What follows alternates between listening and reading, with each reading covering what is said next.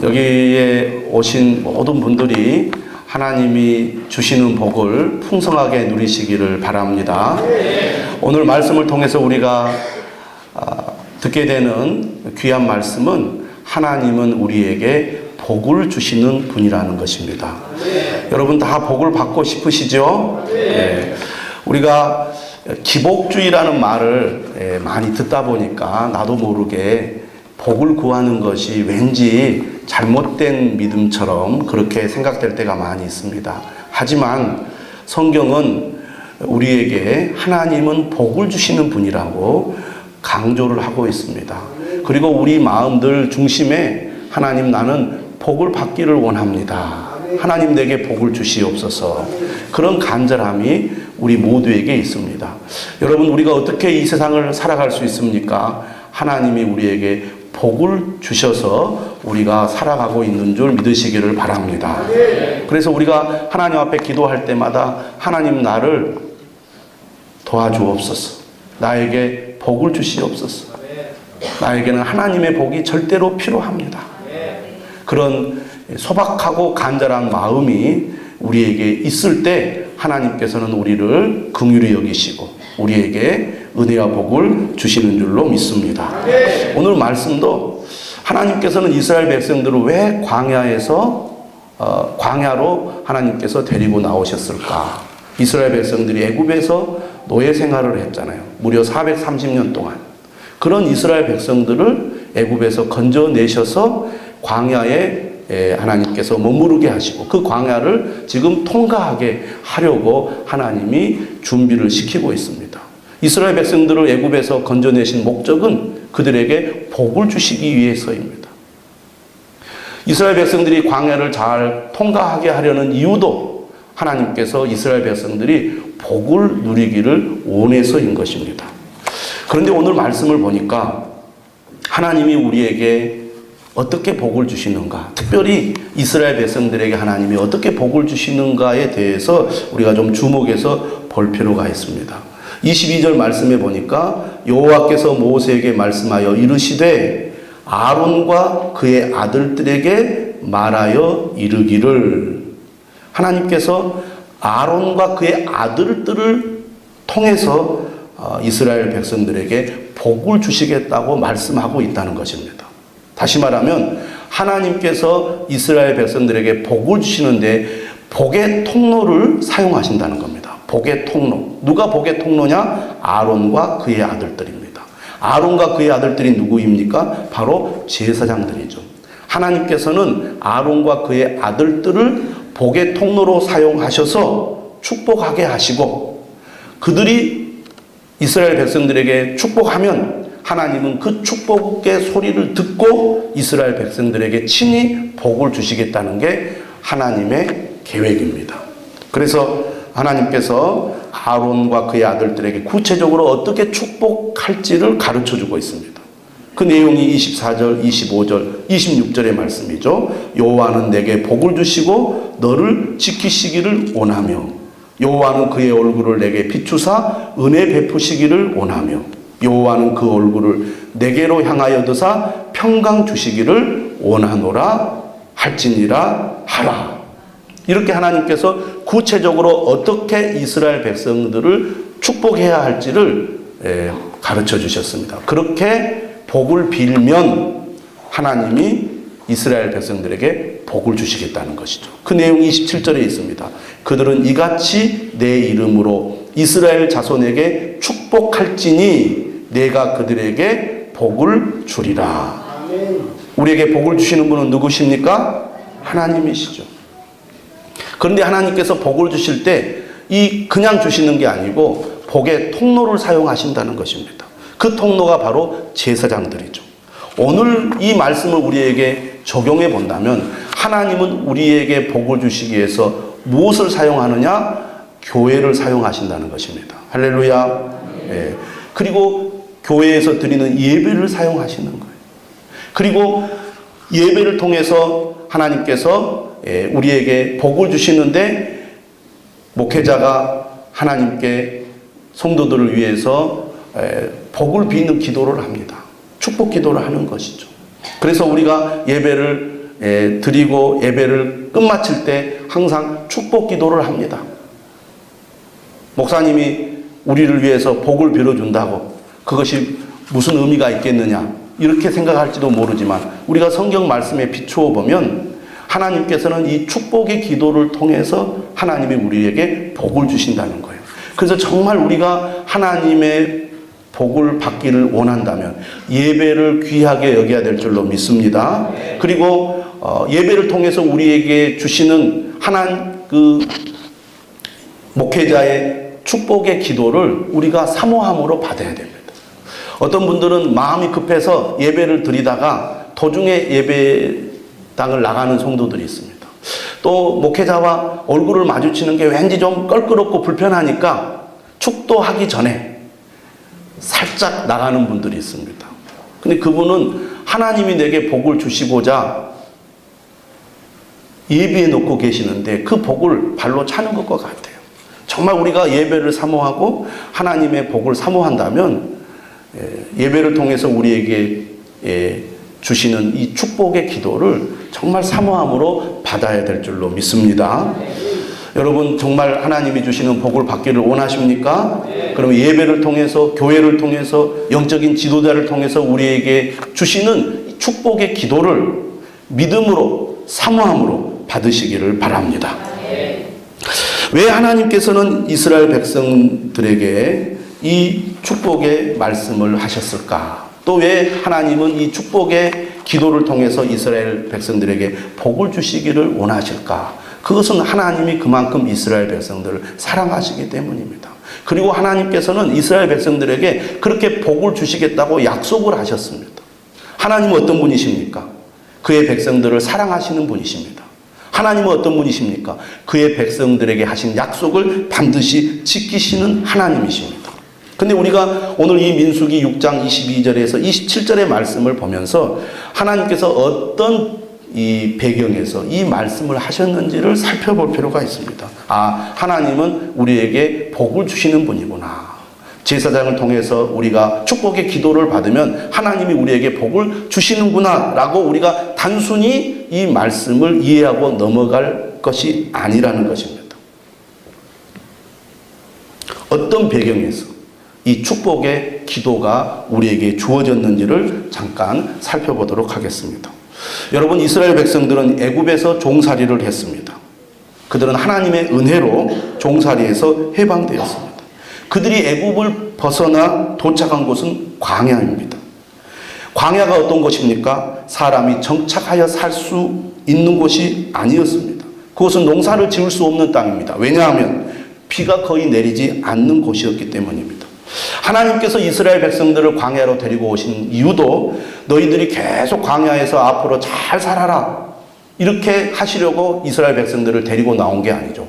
광야는 가나안을 가기 위한 가나안을 가기 위해서 반드시 통과해야 할 장소였습니다.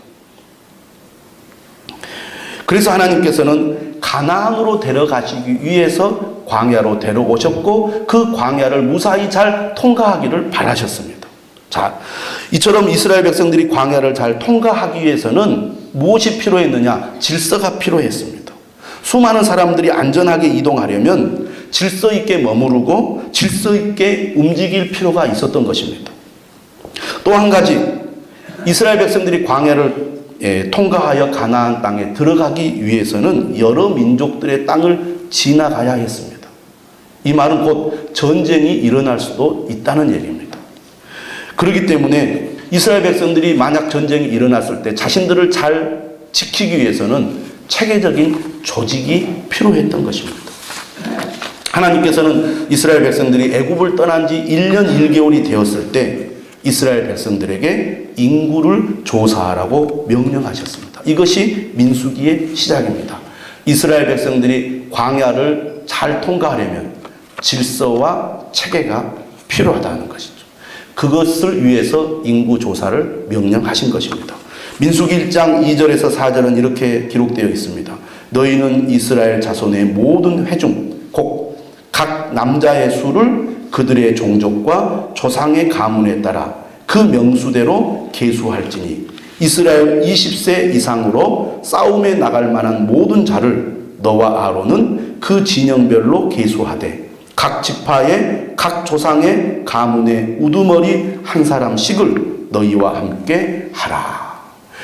하나님께서 이스라엘 백성들에게 명령하신 인구조사의 특징이 있습니다. 그것은 뭐냐면 군대로 조직하라는 것입니다. 군대로 조직하라. 다시 말하면 광야 생활은 오합지졸로는 도저히 제대로 감당할 수가 없다는 것입니다.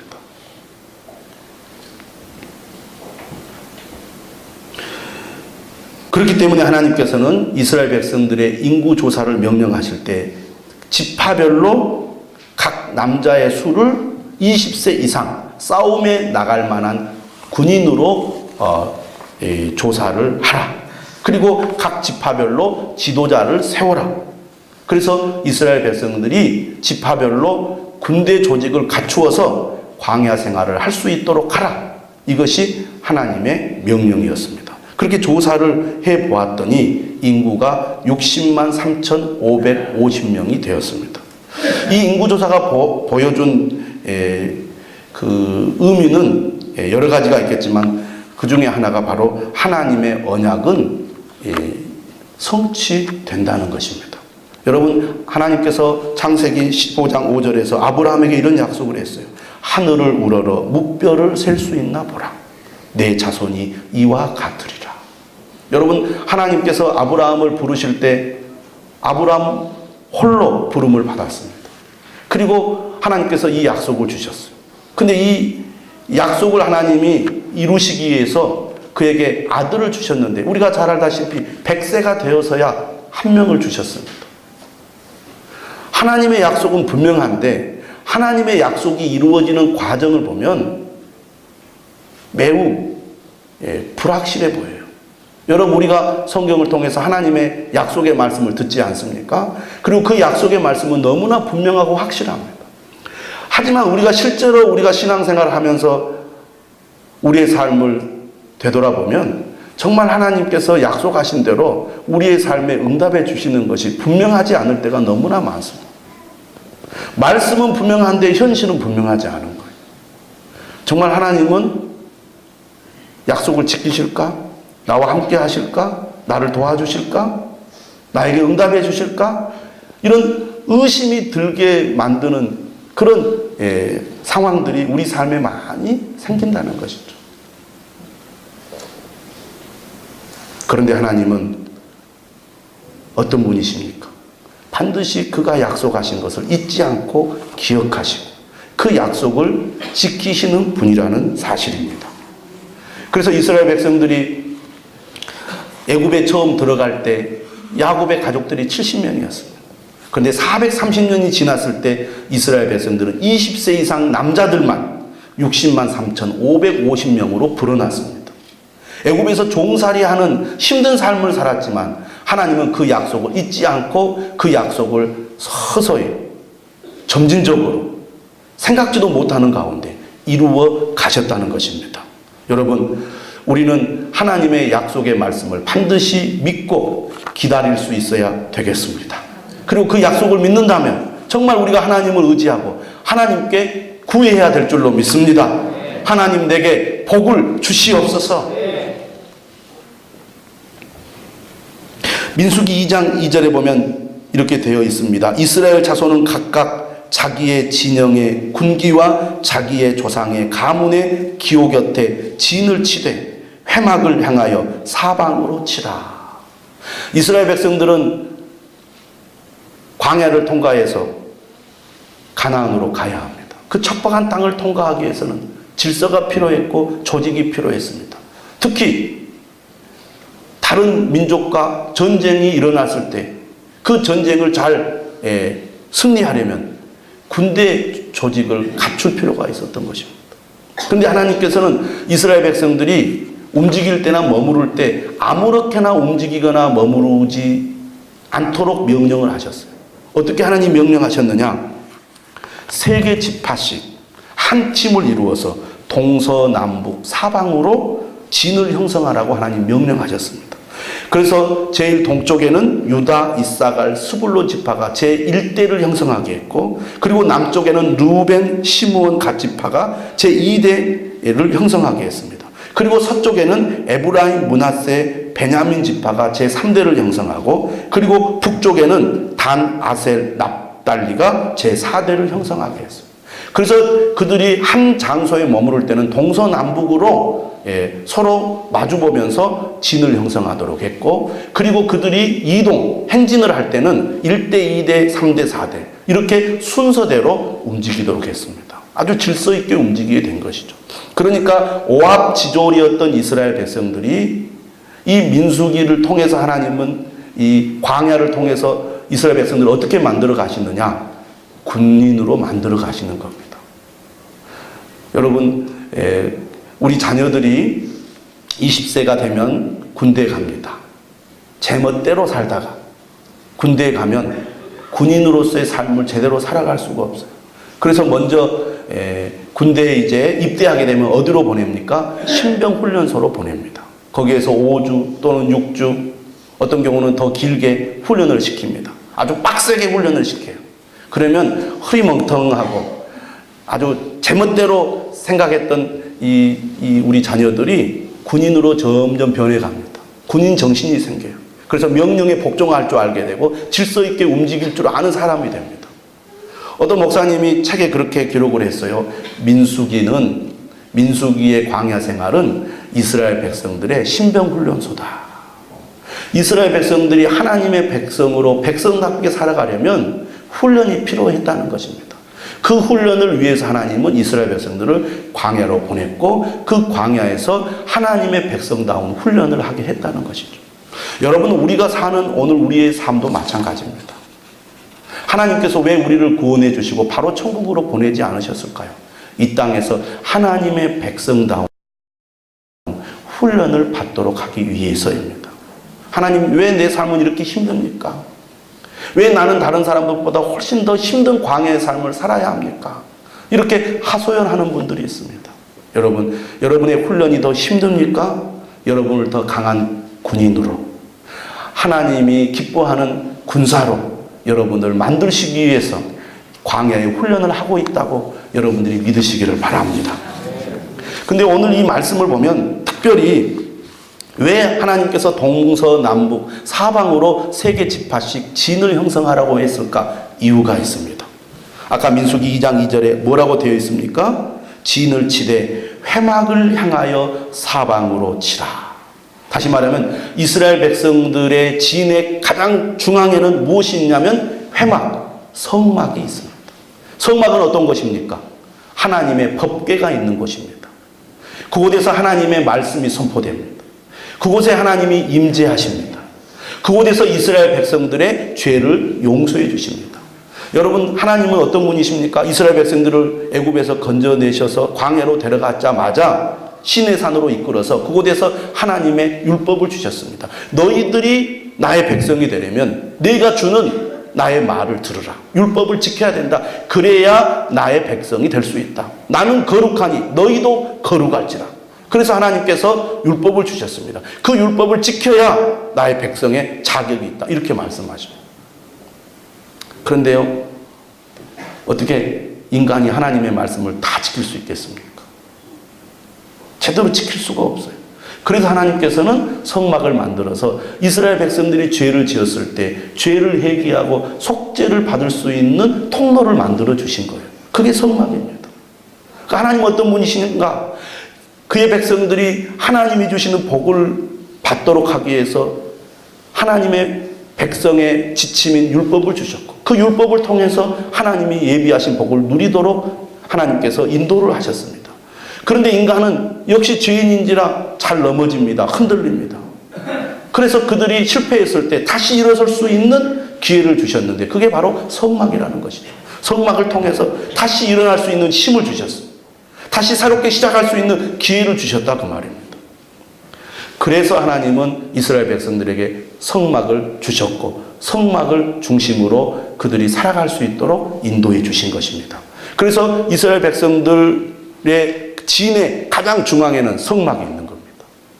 그리고 사방에서 이스라엘 백성들이 그 성막을 바라보게 하셨습니다. 너희들이 광야 생활을 잘 하려면, 광야를 잘 통과하려면 하나님을 바라봐라. 하나님의 말씀을 바라보아라. 그런 얘기입니다. 여러분, 사도행전을 보면 이스라엘의 광야 생활을 광야 교회라고 그렇게 표현하고 있습니다. 오늘 우리가 이 세상을 살아가는 이 삶은 광야에서 살아가는 것과 같다는 것이죠. 하나님께서 우리를 천국으로 인도하기 위해 이 세상 가운데서 우리를 하나님의 백성으로 부르셨습니다. 이 세상에서의 삶이 광야의 삶이라는 것이죠. 광야의 삶을 잘 통과할 수 있도록 하나님 우리에게 무엇을 주셨습니까? 교회를 주셨습니다. 교회를 통해서 영적 싸움을 잘 수행하는 영적인 군사가 되기를 바라신다는 것이죠. 그런 가운데 우리에게 교회를 주신 목적이 어디에 있습니까? 오직 하나님만을 바라보라고, 오직 하나님의 말씀만을 따르며 살아가라고 우리에게 교회를 주신 것이 아닙니까?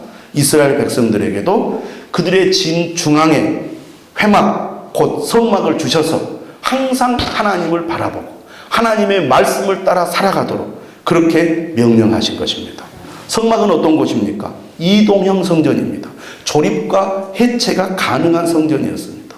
이렇게 성막이 이스라엘 백성들에게 가장 중요했기 때문에 하나님께서는 이스라엘 백성들의 인구 조사를 명령하면서 레위인들은 제외시켰습니다. 왜냐하면 레위인들은 전쟁에 나가서 싸울 것이 아니라 성막을 지키고 봉사하는 일에만 전념해야 했기 때문입니다.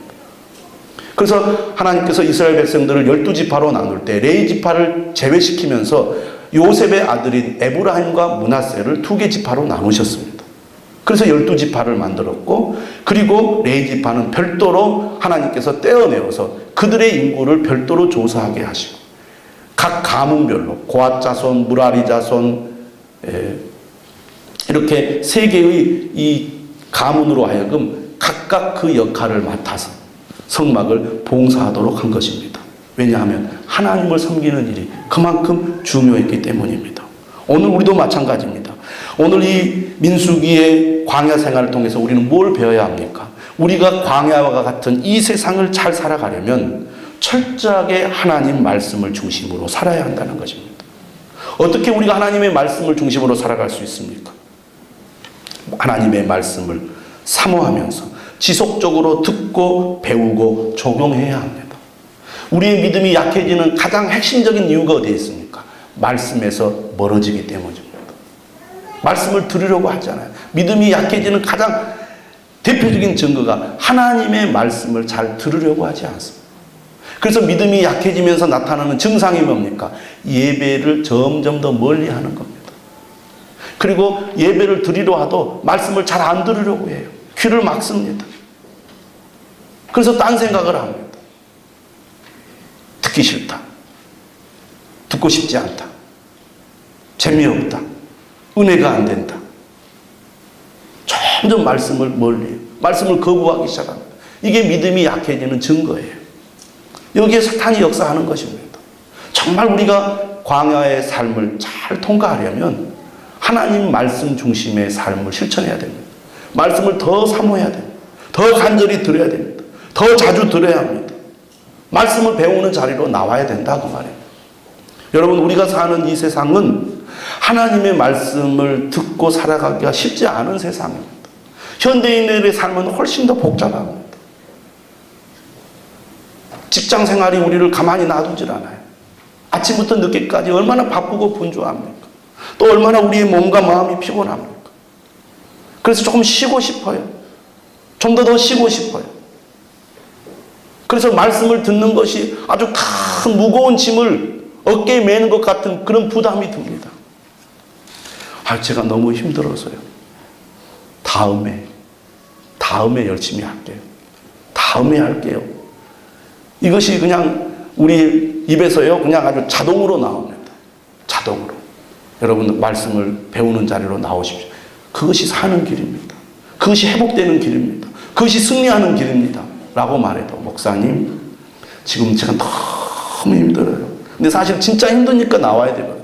진짜 힘드니까 말씀 앞으로 나오고 예배의 자리로 나오고 기도의 자리로 나와야 되거든요. 힘드니까. 오히려 정말 내가 모든 것이 편안하고 모든 것이 내가 안정되어 있으면 오히려 내가 열심을 안 내도 될지는 몰라요. 근데 진짜 죽을 것 같으니까 하나님을 붙잡아야 되거든. 진짜 힘드니까 하나님을 바라보고 하나님을 의지해야 되는데 거꾸로 가고 있어요. 이스라엘 백성들에게 너희들이 일어나면 성막부터 보는 거예요. 일어나서 화장실 가려고 밖에 나오면 성막이 보여요. 세수하려고 나오면 성막이 보이는 겁니다. 밖으로 나오면 성막이 보이게 되어 있어요. 동서남북 사방에서. 어떤 일이 있어도 우리는 하나님만 바라봐야지. 하나님을 바라보지 않는 순간 광야의 삶은 힘들어지게 되어 있어요. 광야의 삶은 흔들리게 되어 있어요. 여러분, 민수기의 전반부는 철저히 하나님의 말씀에 순종하는 이스라엘 백성들의 모습을 우리가 보게 됩니다. 그러니까 모든 게 일사불란하게 착착착착 잘 진행이 돼요. 그 수많은 인구가 그 짧은 기간에 조직이 되고 질서가 잡히고 체계가 잡혀서 일사불란하게 멈추고 이동하고 이런 일들이 일어나죠. 여러분, 레위인들에 관한 말씀이 이제 3장 4장에 나오는데 레위인들 인구 조사를 하면서 하나님께서 그들에게 임무를 맡깁니다. 성막을 해체하고 조립하는 일은 숙련된 기술이 필요했어요. 그래서 싸움에 나갈 만한 이스라엘 백성들의 지파는 20세부터 하게 했지만 성막을 봉사하는 레위인들은 30세부터 50세까지만 하도록 하나님이 명령하셨습니다. 그만큼 숙련된 기술과 육체적인 힘이 필요했기 때문입니다. 심지어 그 성막에 있는 성물들은 레위 지파 사람들도 만지면 안 됩니다. 예를 들면 법궤 같은 경우는 눈으로 보아서도 안 돼요. 만지는 건 두말할 것도 없어요. 이것은 어떻게 해야 되냐면 제사장들이 직접 천으로 한 겹, 두 겹, 세 겹으로 쌓아야 했습니다. 그리고 레위 지파 중에 특히 고핫 자손들이 이 성물을 운반하는 일을 했는데 조심스럽게 직접 만져서도 안 돼요. 채 깨워서 이렇게 어깨에 메고 조심스럽게 날라야 했습니다. 그러니까 얼마나 위험한 일입니까? 이런 일을 감당하기 위해서 이 레위 지파 사람들이 최선을 다해야 했거든요. 그만큼 성막은 중요했고 이스라엘 백성들이 하나님 말씀을 중심으로 사는 것이 그들이 광야를 잘 통과하기 위해서 필수적이었다는 것입니다. 그런 것을 생각해 보면 오늘 우리도 정말 이 광야와 같은 세상을 잘 통과하기 위해서는 하나님 중심, 말씀 중심, 예배 중심, 교회 중심의 삶이 너무너무나 중요하다는 것을 배울 수가 있습니다. 여러분, 어떤 일이 있어도 주님만을 바라보시기를 바랍니다. 세상을 향하여 방향을 트는 순간 사탄의 먹이가 되는 거예요. 하나님은 그걸 아셨기 때문에 너희들 주님만을 바라보라는 겁니다. 여러분, 사실 잘 생각해 보면 광야는 하나님의 도움이 없이는 살 수 없는 것입니다. 척박한 땅입니다. 비가 내리지 않습니다. 거의 가축들이 먹을 풀이 별로 없는 곳이에요. 농사를 지을 수 없어서 제대로 먹을 수도 없습니다. 물이 없는 곳입니다. 그런데 이스라엘 백성들이 하나님의 명령을 따라 이 인구를 조사하고 조직을 편성하고 그리고 성막 중심의 삶을 살아갈 때는요, 정말 이스라엘 백성들이 척척척척척 잘 움직일 수 있었습니다.